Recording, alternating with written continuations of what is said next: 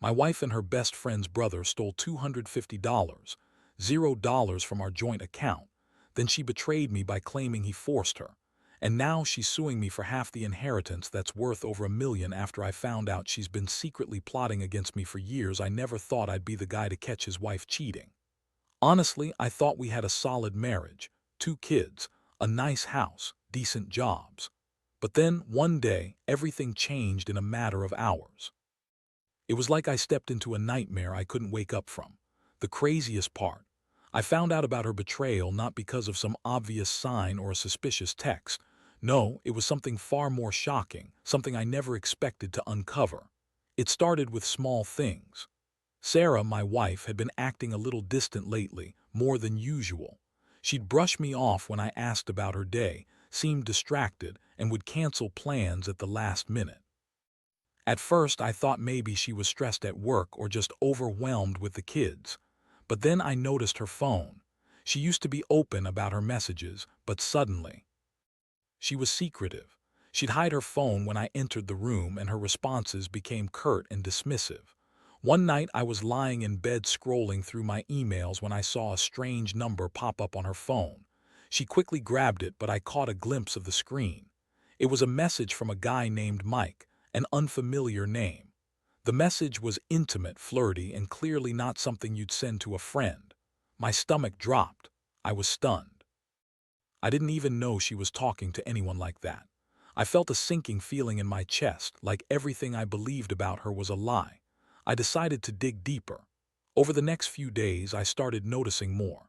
Texts from Mike, late-night calls, and even her disappearing into the bedroom with her phone more than usual. I confronted her once, asked who Mike was, and she brushed it off with a laugh, saying he was just as she was helping with a project. But her eyes darted around nervously and her tone was defensive. That was a red flag. Still, I tried to ignore it, telling myself I was overreacting. Then, I found the real proof. One afternoon, I happened to check her email account. There, buried in her drafts, was a detailed plan about meeting Mike for dinner. It wasn't just casual. It was planned, deliberate.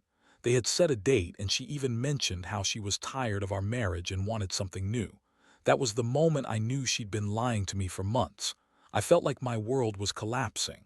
I didn't confront her right then. I needed to be sure. I started monitoring her activities more closely. I installed a tracking app on her phone, checked her bank statements, and even reviewed our joint account statements. That's when I discovered the biggest shock of all. She and her best friend's brother, Jake, had stolen $250, $0 from our joint account. They siphoned it off slowly over months, hiding it in offshore accounts and fake companies. The amount was staggering, more than I ever thought she could be capable of. When I confronted her about the money, she spun a web of lies. First, she claimed she had no idea where the money went, that it was all a misunderstanding, that she was being framed. Then she accused Jake of forcing her to help him move the cash because he was in trouble with some bad people. She insisted she was just a victim, another pawn in Jake's scheme. But I knew better. I knew she was complicit from the start. She'd been plotting this for years, feeding me lies, pretending everything was fine. The betrayal didn't stop there. As I dug into her phone and emails, I found a string of messages between her and Jake. They'd been planning their escape for months, talking about how they'd split the money and start fresh somewhere else. She was even telling Jake how she hated me, how I was just a boring old husband who never paid enough attention to her. She'd been secretly plotting to leave me, to take everything I worked for. That's when I realized she'd been planning her escape for a long time. All the signs were there: her secretiveness, her lies, her sudden interest in her looks, her dismissiveness when I tried to talk about our future. I felt betrayed, humiliated, and furious. How could she do this to me, to our kids, to everything we built together? It was like I was living with a stranger, a liar, a thief. I remember sitting alone in the dark that night, staring at the ceiling, trying to process everything. My mind raced with questions. How long had she been cheating? How much did she know about the money? Was she planning to leave me with nothing? The worst part was feeling so helpless, knowing I had been blind to all her lies. I trusted her. I loved her. and now I saw her for what she truly was, a manipulative, selfish woman who was willing to destroy our family for her own gain. But what hurt the most was knowing she'd betrayed me, not just once, but over and over. She lied about her feelings, about her fidelity, about the money, all of it. And the fact that she claimed Jake forced her into everything, that was the biggest lie of all. She was complicit just as much as he was. She'd plotted, schemed, and lied to my face every step of the way. Now I was left with nothing but questions and a shattered trust. I had to decide what to do next. Could I forgive her? Could I rebuild what was broken? Or was this the end of our marriage? I didn't have all the answers yet, but I knew one thing. I was done being the naive husband. From this point on, I'd fight for what was mine, and I'd make sure she paid for what she'd done.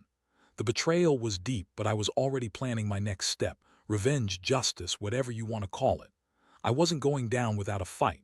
After I uncovered everything, the stolen money, the secret affair, and her lies, I felt like I was hit by a freight train. My mind was spinning, trying to process how someone I loved and trusted could do something so cruel. The betrayal cut deep, but what made it worse was the realization that she had been planning this for years. I thought we had a good life, but underneath it all, she was secretly plotting her escape, draining our savings and lying to my face every day. The first thing I did was confront her. I couldn't hold it in anymore. I called her into the living room, my voice trembling with anger and disbelief. I laid out everything I found, her secret messages with Jake, the offshore accounts, the stolen money, and her affair with Mike. I told her I knew she'd been lying to me for years. Her face turned pale, but then she shot back with her typical bitchy attitude. "Oh, come on, Jason, you're overreacting," she snapped, crossing her arms. "You always jump to conclusions. I was just talking to Mike, that's all. You don't understand how stressful everything is for me."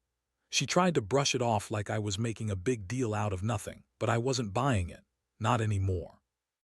She spun a different story, claiming Mike was just a fling, a mistake she regretted, and that the money was all a misunderstanding. She said Jake forced her into helping him, that she was a victim. She even had the nerve to say, "You think I would betray you like this, after all we've been through?" Her voice dripped with false innocence, but I saw right through her. She was lying again, just like she had about everything else. I felt a mix of rage and heartbreak. How could she stand there, acting like the victim, after everything she'd done? I was furious that she'd betrayed me, lied about the affair, stolen from us, and then had the nerve to act innocent. I wanted to scream, to yell, to shake her, but I kept my composure, knowing this wasn't just about shouting.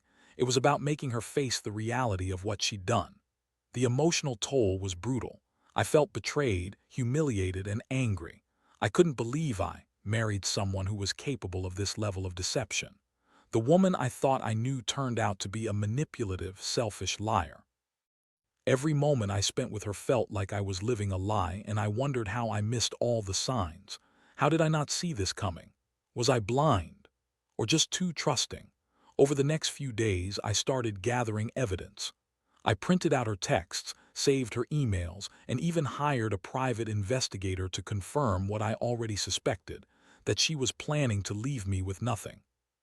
The PI uncovered her secret meetings with Jake, the offshore accounts, and even her plans to sue me for half of the inheritance I was set to receive. The inheritance was worth over $1 million, and she was already trying to take her cut, claiming she deserved half because she was entitled to it. That was the last straw. I felt like I was living in a nightmare.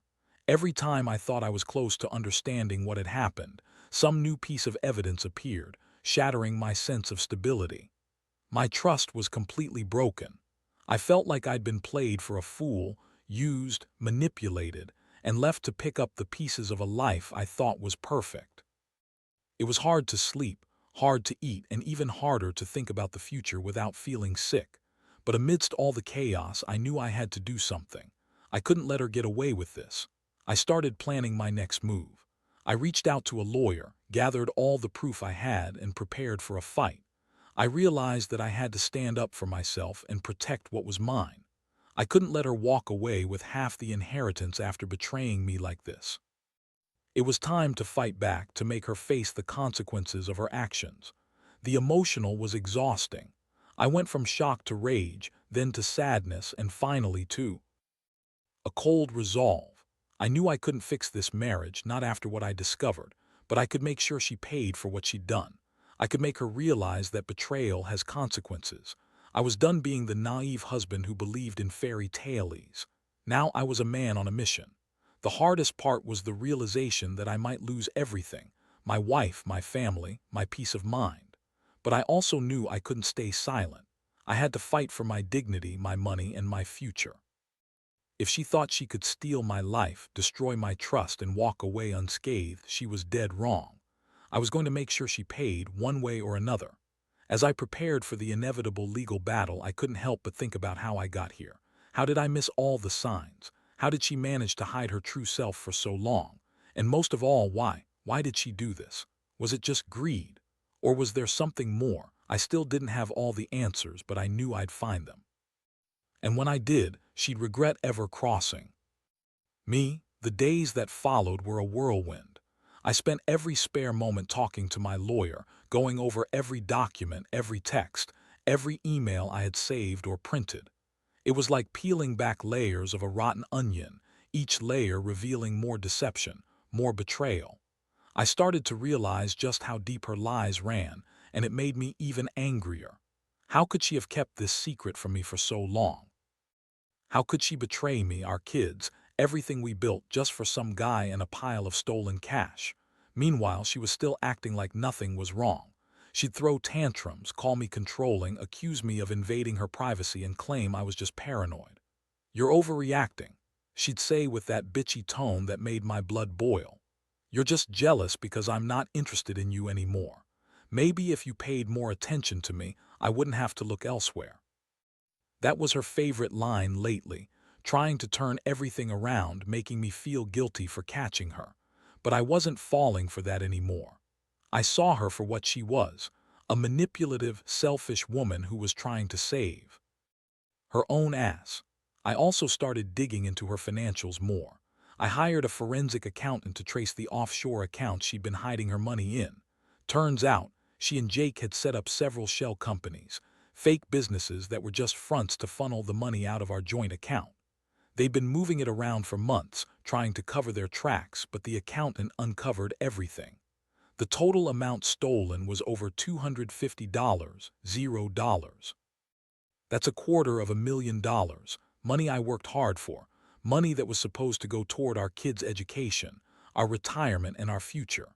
Instead, it was lining the pockets of a cheating wife and her accomplice. The most shocking part was discovering that she had been secretly plotting to leave me for Jake all along. I found messages where she talked about how she hated the monotony of our life, how she wanted excitement, and how Jake was different, more exciting, more daring. She told him she was tired of pretending everything was fine. I couldn't believe I'd been so blind. I was by her lies, her schemes, her betrayal. It was like I was living with a stranger who'd been secretly planning her escape for years. One particular night, I found her packing a bag. She was trying to leave the house quietly, thinking I wouldn't notice.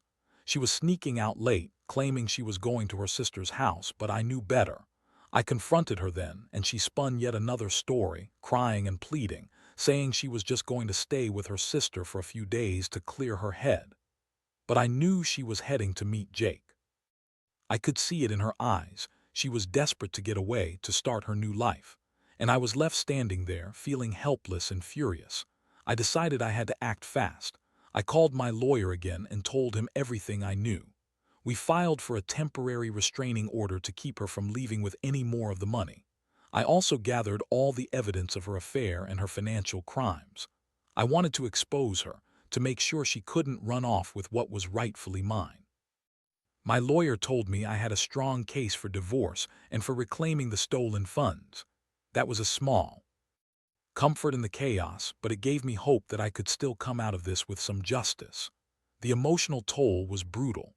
I felt betrayed, humiliated, and crushed. I kept replaying everything in my head: how I missed the signs, how I trusted her, how she lied to my face every day. I wondered if I'd ever be able to look at her the same way again, or if I'd always see her as the lying, manipulative woman she'd become. The pain was overwhelming, and I found myself questioning whether I could ever forgive her. But deep down, I knew I had to stay strong for my kids, for myself. I couldn't let her destroy everything we'd built. As I prepared for the legal battle ahead, I also started thinking about my future. I knew I'd have to rebuild from the ground up, emotionally and financially.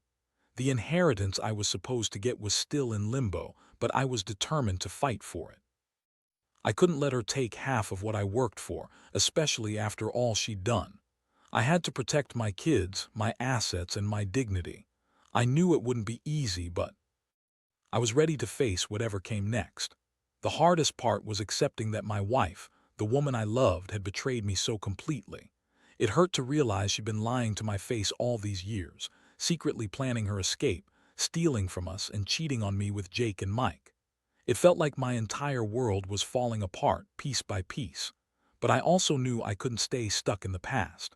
I had to move forward to fight for what's right, and to rebuild my life without her. I kept telling myself that I'd survive this, that I'd come out stronger, that the truth would set me free. But right now, all I could think about was how much I'd lost and how betrayed I felt. I just wanted it all to end one way or another. I was tired of the lies, tired of the pain, and tired of feeling like I was just a pawn in her game. But I knew I had to keep going for my kids, for myself, and for the justice I deserved. The legal process moved faster than I expected, and honestly, I was glad for it. I didn't want to be stuck in this limbo, constantly wondering when the next blow would come. My lawyer was relentless. He filed the necessary motions, secured the evidence, and pushed for a court date to freeze her assets and prevent her from leaving the state with any more of the money. It was a small victory, but it felt like I was finally taking control of the situation. Meanwhile, Sarah kept playing the victim. Every time I tried to talk to her, she'd turn it around on me. "You're just jealous," she snapped one day, her bitchy tone sharper than ever. "You think I'm cheating, but I'm not. I just needed some space. You're so controlling." She acted like I was the bad guy for catching her, like I was overreacting for exposing her lies. Honestly, I was sick of her manipulative attitude, but I kept my cool. I knew that if I lost my temper, she'd spin it around and I'd look like the crazy one. One afternoon, she stormed into the house, claiming she was going to her sister's house again. I wasn't buying it. I followed her, hiding behind the door as she tried to sneak out. That's when I saw her meet Jake in the driveway. They exchanged a quick kiss, then she handed him a small bag, probably more cash, more secrets. Seeing that sealed it for me. I knew she was planning to leave with him, to run away with the stolen money, probably to some tropical island or some shady place where I couldn't reach her. That night, I sat down again with my lawyer and told him everything I saw. We immediately filed for an emergency order to seize her passport and restrict her from leaving the state. I also found out from my pie that she'd been secretly talking to a lawyer, probably planning to file for divorce and claim half the inheritance, even though she had no right to it after everything she did. She was trying to play the victim, making it seem like I was the bad guy, but I had all the proof now. I was determined not to let her get away with this. I felt like I was living in a nightmare. Every time I turned around, there was another betrayal. I didn't know who she was anymore. The woman I married, the woman who used to laugh with me and hold my hand, she was gone. Replaced by someone cold, manipulative, and willing to betray everything we had for a quick buck and some new guy. It was sickening. I kept asking myself how I missed all the signs, how I didn't see her true nature hidden underneath her pretty face. The emotional toll hit me hard. I'd loved her, trusted her, and now I felt nothing but disgust. I was angry at myself for not seeing it sooner, angry at her for doing this to us, and angry at Jake for enabling her. Every day was a struggle, waking up feeling betrayed, going to bed feeling empty. I kept replaying the moments when she lied to me, when she dismissed my concerns, when she pretended everything was fine. It all felt like a cruel joke. But amidst the chaos, I also started to focus on rebuilding myself. I knew I couldn't fix her, but I could fix me. I started seeing a counselor, trying to process the betrayal, the anger, and the heartbreak. I reached out to friends who knew the truth, and they supported me more than I thought they would. I realized I was stronger than I'd given myself credit for. I'd been through so much, losing trust, facing betrayal, fighting for my money, and I wasn't going to let her win. The inheritance was still in limbo, but I learned from my lawyer that I had a solid case. My goal was to get full custody of the kids and ensure she couldn't take any more of our money. I knew that if I let her continue to manipulate the situation, she'd walk away with half of everything, including our future. I had to stand firm. I couldn't let her ruin my life any more than she already had. I also started thinking about the future, what kind of life I wanted for my kids and myself. I realized I'd have to rebuild from scratch emotionally and financially. I'd have to find a way to trust again, even though I knew that might never happen with her. But I also knew I deserved better. I deserved honesty, loyalty, and respect. And I was determined to get it, no matter how hard the road ahead was. The most painful part of all this was accepting that the woman I loved was gone, replaced by someone who only cared about herself.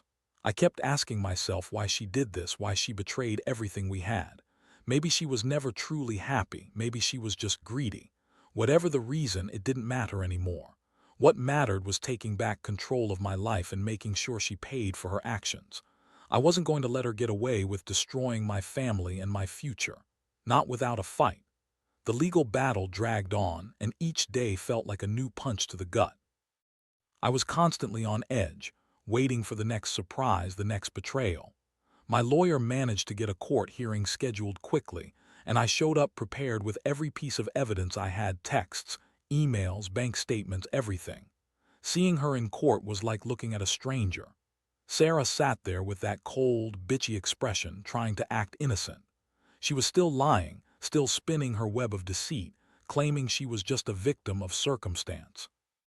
The judge listened carefully as my lawyer laid out the case. How she and Jake had stolen over $250,000, how she'd been secretly planning her escape, and how she was trying to claim half. The inheritance she didn't deserve. Sarah snapped at times, trying to dismiss the evidence, but the judge wasn't buying her act. My lawyer argued convincingly that her lies and manipulations were clear evidence of her malicious intent. Meanwhile, I couldn't help but feel a mix of relief and fury. Relief that I was finally taking steps to stop her from walking away with everything, and fury that it had come to this. My wife, the woman I loved, was a criminal, a liar, a thief. I looked at her and I saw the woman I once knew, the one who used to smile at me, who used to hold my hand, and I felt nothing but disgust. How did we get here? How did I miss all the warning signs? The courtroom proceedings were intense. The judge ordered her to return the stolen money, freeze her assets, and stay away from our joint accounts. She was also ordered to stay in the state and not leave without approval. It was a small victory, but I knew it was just the beginning. This was going to be a long fight, and I was ready for it. Throughout this process, I also started to see how much I'd been emotionally drained. I trusted her, loved her, and now I was fighting to get my life back. The betrayal had hit me hard, and it took a toll on my mental health. I found myself waking up in cold sweats, replaying all the moments I missed the signs. I kept asking myself how I could have been so blind, how I let my guard down, how I didn't see the woman I married turning into someone so ruthless and manipulative, but I refused to let her see me break. I kept pushing forward, focusing on the facts, on protecting my children, and on reclaiming what was rightfully mine. I had to stay strong for them, for myself. I knew that once this was over, I'd have a long road ahead to rebuild my trust in people, rebuild my confidence, and try to move past the pain. One night, I sat alone in my house, staring at the ceiling, feeling more exhausted than I ever had. I thought about everything: the lies, the theft, the betrayal, and the fact that she had the audacity to accuse me of controlling her. It was infuriating. I realized that I had to accept that I might never fully understand her motives or why she did this. But I also knew I had to focus on my future. I had to find a way to heal, to forgive myself for trusting her so deeply, and to move on. I started making plans to rebuild my life. I reached out to a therapist who specialized in infidelity and betrayal. I started exercising again, trying to clear my mind. I told my friends everything, and they were supportive, reminding me that I deserved better. I realized I'd been through the worst, but I'd survive. I had to. My kids needed me to be strong, and I owed it to myself to get through this mess. The inheritance was still in limbo, but I was confident I'd get what was mine. My lawyer was preparing a settlement, and I was determined to fight for every penny, especially since she'd stolen so much. I also started considering how I'd tell the kids what was happening. I didn't want to scare them, but I knew they needed to understand that their mother had betrayed us all. It was a heavy burden, but I had to be honest with them, age appropriate, of course. Deep down, I knew this was a turning point.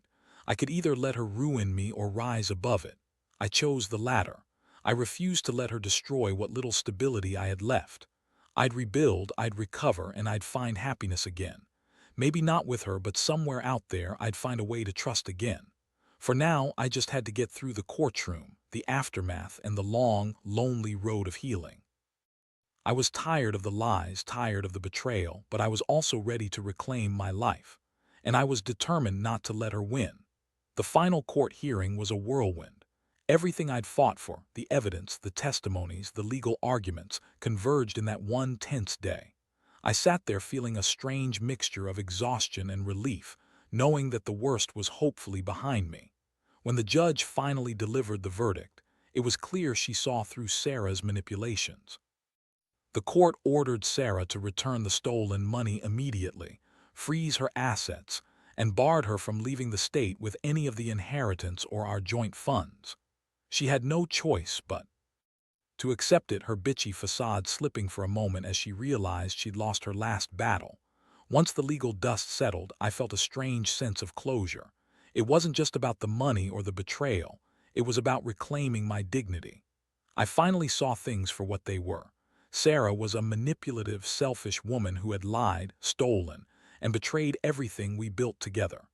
The realization hit me hard, but it also freed me. I could finally start to rebuild my life without the weight of her lies pressing down on me. In the months that followed, I focused on healing.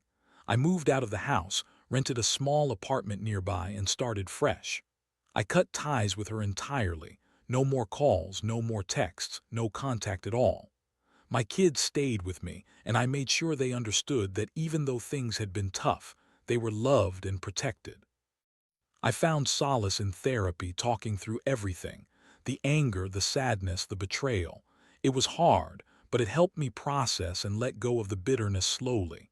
The inheritance finally came through after a long legal fight. I got what was rightfully mine, and I used part of it to set up a college fund for my kids and to get my life back on track. I also invested in myself, took up new hobbies, reconnected with old friends, and started dating again. It was strange at first, trusting someone new, but I learned to be cautious. I knew now that not everyone is who they seem to be, and that trust has to be earned.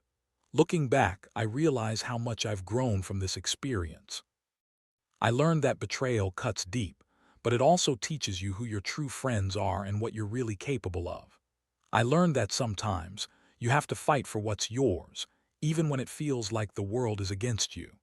And I learned that the most important thing is to protect yourself and your children, emotionally, financially, and physically. The pain of losing my wife still lingers, but I've come to accept that some people are just not worth the heartbreak. I've forgiven myself for trusting her too much and for not seeing her true face sooner. Now, I focus on the future, on my kids, and on rebuilding a life based on honesty and respect. I refuse to let her betrayal define me. Instead, I see it as a painful but necessary lesson, one that's made me stronger, wiser, and more cautious about who I trust. In the end, I've come to understand that life throws difficult challenges our way.